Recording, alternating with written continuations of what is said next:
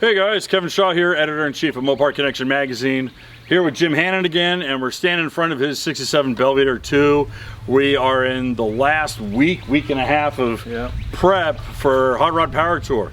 Gonna be doing a lot of driving with this car, and we just dropped the new 440 in it. Totally changed how the car drives. Yeah. You described it as a handful. It's a handful. It's a handful. I don't have much tire. So maybe we gotta put some softer tire on the car, but that's gonna be after Power Tour. Yeah. But before that, there's a couple things that we wanted to do. Last year, we put in the TMI bucket seats. That really changed just the comfort of the car. Oh, yeah. They're awesome. But this time around, we are doing a big upgrade, and we've already teased a little bit for you guys who've already subscribed to the channel. You've already seen that we hooked up with Redline Gauge Works out of California, and Shannon went through our GTX gauge cluster and just did an absolutely beautiful job. It's artwork. Yeah, it looks almost better than new. Yeah. And he recalibrated the speedometer, recalibrated all the gauges. Yeah. It really came out super nice. It's pretty on the back. Yeah, I mean it's just beautiful. Yeah, it's a really flawless piece, but that's kind of what we've come to expect with Redline. Oh, that guy's awesome. Yeah. So everything that's come out of Redline has been just absolutely phenomenal. This time around, we're going to be dropping this gauge cluster as well as a GTX dash, the glove box door. The glove box door, and a new dash pad that we've had kind of up in the rafters. Yeah, it's a parts car thing, and hopefully it lives through the tour. Okay, anyway. Well, it's better than what we got. Yeah. And so we're going to walk you through a little bit of a dashboard renovation on this 67 Belvedere, and it's thankfully pretty straightforward. And we're going to let Jim kind of walk you through the process and just a little bit of our pre-Power Tour prep. Personally, I think we've done a little bit of a disservice to our viewership because you don't really have the whole story on this car. So why don't you walk us through how long you've had it and just the history of the car? Well, I bought this car in 1982. I was right out of high school. I had a GTX before this. In fact, that cluster came out of the GTX I had, and I totaled it out. I was a stupid teenager and I hit a tree. Okay, I kept what I could, and I found this one on a used car lot for $950. So I got it, of course. It was perfect, no rust anywhere. 318 car, ran that thing till the head gasket blew on it, and I dueled it out and the head gasket blew 3 days later. Had a 340 laying around, just I happened to buy from a guy, knew nothing about it, stuck it in, ran it till it had 10 pounds of oil pressure and I couldn't do nothing with it. And it was time to go big block. Right. So the 413 goes in it in 86 is when I built that engine. And that 413 came out of 62 Chrysler 300. 300, okay. It was rated like 340 horse and 470 pound-feet. So it was a pretty stout engine out of the box. Put a big cam in it, did a little head work to it, and 50,000 miles I put on it up until we pulled this engine out, a month ago. Yeah, that's about right. So I've run the wheels off the poor thing, and hopefully this 440 is half as good as the 413 was, because it was flawless on Power Tour last year. That whole thing just chugged along. That's great. As long as I keep oil in it, it was good. That's right. You know, so now I've got one that's not going to suck oil and it doesn't run hot. So far it's proving itself pretty well. Awesome. And obviously we've gone through a few transmissions too. You went from a 904 to a torque flight. Well, no, it had a 727 always. It always had a torque flight. It always had that. The 727 was behind the 318, and then I had the 340 on that shift kit. The car's name back then was the second gear Belvedere, because every time it shifted, it chirped the tire. There you go. So a guy in town, a guy we all knew, called it the second gear Belvedere, and so the name just stuck with it. And then the big block transmission never did do like the other one. I don't know why. I never could get it to do like the other one. And now it's got a TKX 5-speed in it, so it doesn't matter. It's all 4 gear. Yeah, it's 4 gear Belvedere. Yeah, I can be in 4th gear and just stand on it, and it tries to go in the ditch. It's way different than it ever was. Oh yeah. There's a lot of powers. It came in at 575 horsepower and 593 pound-feet. So 8 3/4. 8 3/4, 391 sure grip. Sure grip. I don't want to use the P word. That's right. Yeah, it's got a 391 gear in it. Okay. And so it's a really, I mean, honestly, this is a really stout street combination. Oh, it works. And you drive the wheels off the dang thing. I do. I can't not drive it. I see it out here in the carport and it's saying, drive me. So before work every day, I'm driving the car. Jim actually made me feel bad that I wasn't driving my Charger enough. Yeah. So I succumb to peer pressure very easily. So. But I love seeing your car out on the road. It makes me smile to see that you've done that. My kids always go, there goes that red car is blowing past that. I'm like, all right, I gotta go play. Yeah, gotta go. It's a calling. I don't know. It's just, I've always loved driving this car. And now that it's the way I've always wanted it, right? Man, I'm just out all the time in it. Oh, absolutely. Can't get enough of that cam, just nasty cam in it, letting that thing thump. So we still have some more stuff planned on the docket for this car, but we've gotten quite a bit of people asking more and more questions about the Belvedere. So this again is another little bit of pre-power tour prep. We're going to get inside, get you inside the cabin, go through the dashboard, and then next thing you see is us racking up about 2,000 miles, if not more. It's going to be a big trip. Yes, sir. All right, let's get to work. All right.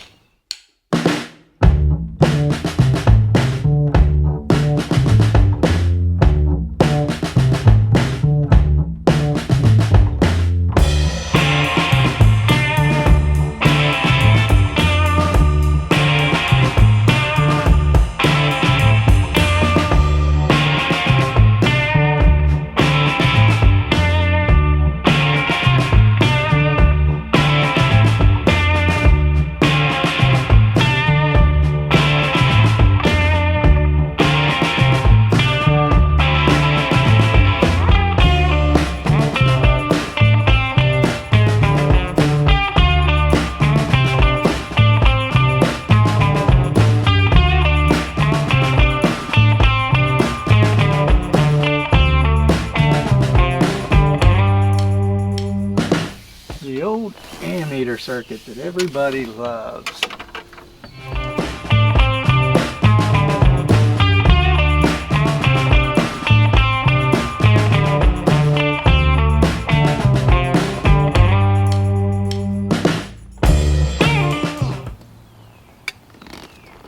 See this tape on this wrench? That's how I used to tighten up the terminals on that ammeter, so in case it touched something, it wouldn't spark. I wouldn't catch anything on fire. Funny.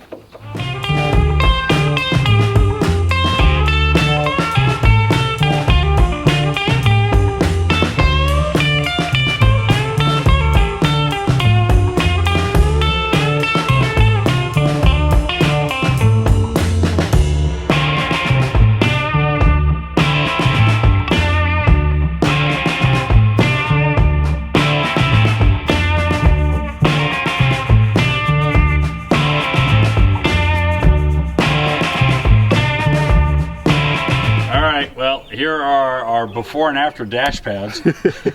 Yeah, you can just touch this one. It's just crunch, crunch. And then the nice one is actually out of the GTX that you salvaged? It's just out of a parts car. Oh, it's out of a parts car. It's a green Belvedere 2 I used to have. Oh, okay. All right, well, yeah.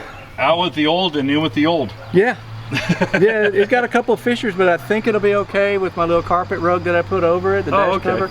So I think it'll be fine. All right. They'll keep it protected. Yeah. And you said you were soaking this and, you know... I was armor alling, and I was going to put some linseed oil maybe on it. But once it gets to a point, it'll go anyway. It's not far from, but maybe I can have this one done with some padding and have a nice French seam or something put on and have a fancy one. That'd be cool. I got a good frame. All you got to do is take all the crap off of it. It's got a little metal bracket, and it's all padded on that. Nice. So, all right. Maybe I'll make my own. Well, let's get into it. Yeah, here we go.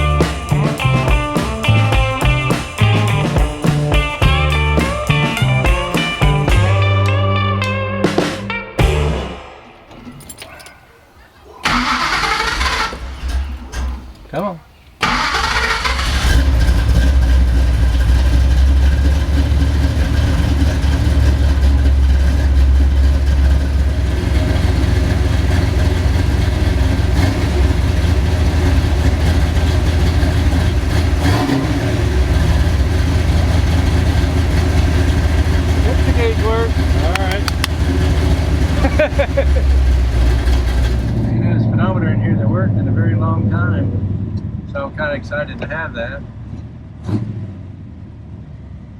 All the gauges are, I know the ammeter's jumping on this thing, I got to work on that now.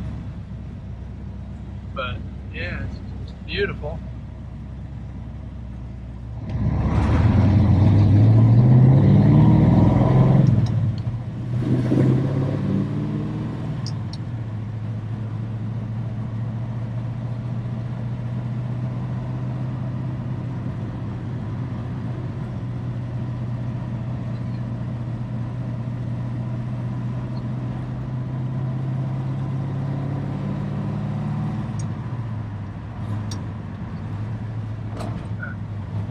Okay. Here we go. Anyway, to give you a little idea of what we got. Temperature gauge is pretty accurate over here, so over here. Speedometer is within a couple miles an hour, and that's the drive and the gear ratio and everything. Taking it back. Just wanted to say thank you so much to Shannon for doing such a beautiful job on this thing. It looks better than brand new. You guys went way above any of my expectations on it. And see how much business we can send you. Keep you guys busy, because this right here is a work of art. It's a lost art. People giving a darn enough. You can store stuff out.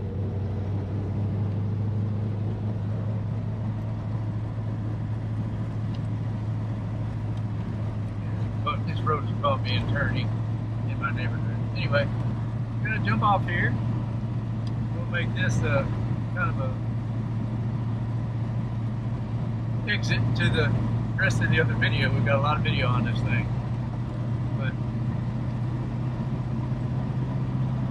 the Redline Gauge Works in California, they rock, dudes. All right, guys, so this was just a really kind of quick and dirty installation of the GTX gauge cluster, the GTX glove box door, and the new dash pad. Yeah. Yeah. So already you can see that it's just made a world of difference in just the way it looks. With that being said, we got to give huge, massive thanks Gigantical, yes, to all the team at Redline Gauge Works. If you guys have any questions regarding converting your ammeter to a volt gauge, if you want to update your gauge cluster, if you want to restore your gauge cluster, if you just got something that is kind of a one of none, you got to hit up the guys over at Redline Gauge Works. They are some of the best there is. They're artists. I mean, this is, I'm blown away. Yeah, it's a huge, huge difference.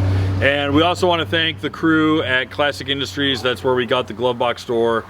And Classic, of course, has been a major source of solutions for restoration products. So big thanks to the guys at Classic Industries as well. So with that being said, guys, if you enjoyed the video, why don't you leave a like at the bottom, maybe leave a comment, share it with your friends, help us grow the channel, that'd be great. And if you want more awesome Mopar content, definitely go over to the magazine at www.moparconnectionmagazine.com, where new articles are written and published every single day, Monday through Friday, entirely subscription free to you. We'll see you there.